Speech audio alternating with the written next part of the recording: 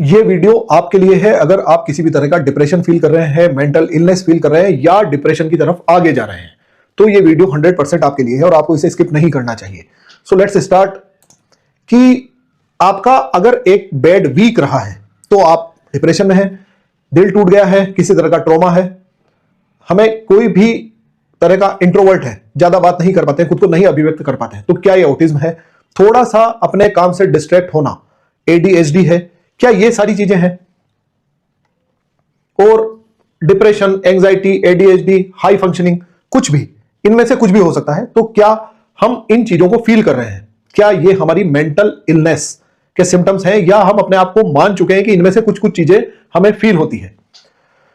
लेकिन इस बारे में अगर आप देखेंगे तो मैंने कुछ और चीजें देखी है। मतलब मैं आपको इसका सर्वे भी बताऊंगा, इसका केस भी बताऊंगा, पर अगर आप इस चीज को ये देखें कि जस्ट अ ब्रेकअप, या हम काम कर रहे हैं उसमें एक बैड मंथ रहा, हमारी परफॉर्मेंस अच्छी नहीं रही, या हम एडल्टहुड में हैं और हम थोड़े से स्लो होते जा रहे हैं, या फिर ऐसा हो सकता है कि हम एग्जॉस्टेड हैं, मतलब हम बहुत सारा काम कर करके, बहुत सारी जिम्मेदारियों के साथ काम करके, अकाउंटेबिलिटी के साथ काम करके हम थोड़ा सा थक गए हैं और हम बस कभी कभी लाइफ जी रहे हैं और उस लाइफ को जीने में हम कहीं ना कहीं अपने आप को इनमें से किसी भी एक चीज में इन्वॉल्व मान लेते हैं। लाइक ये डिप्रेशन है, ये एंजाइटी है, ADHD है, हाई फंक्शनिंग है, ये कुछ भी हो सकता है।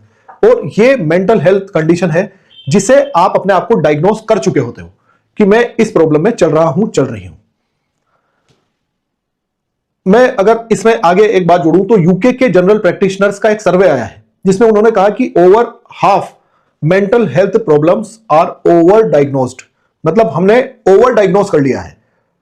मेंटल हेल्थ प्रॉब्लम नहीं है पर उसको हमने ओवर डायग्नोज कर लिया है। और ये सिर्फ यूके में नहीं, पूरी दुनिया में हो रहा है। WHO, वर्ल्ड हेल्थ ऑर्गेनाइजेशन, ये दुनिया भर में 1 बिलियन से ज्यादा लोगों को मेंटल हेल्थ कंडीशंस या किसी न किसी तरह की इलनेस से गुजर रहे हैं ऐसा मानते हैं। लेकिन डायग्नोसिस की संख्या इससे कहीं ज्यादा हो चुकी है। ये 1 बिलियन की बात कर रहे हैं, यानी कि लगभग 1 करोड़। पर हम जो डायग्नोज हो चुके हैं, अपने आप को मान चुके हैं, वो इससे कहीं ज्यादा है। क्यों? क्योंकि there is a thin line, ये सबसे इंपॉर्टेंट बात है, there is a thin line between emotions and illness.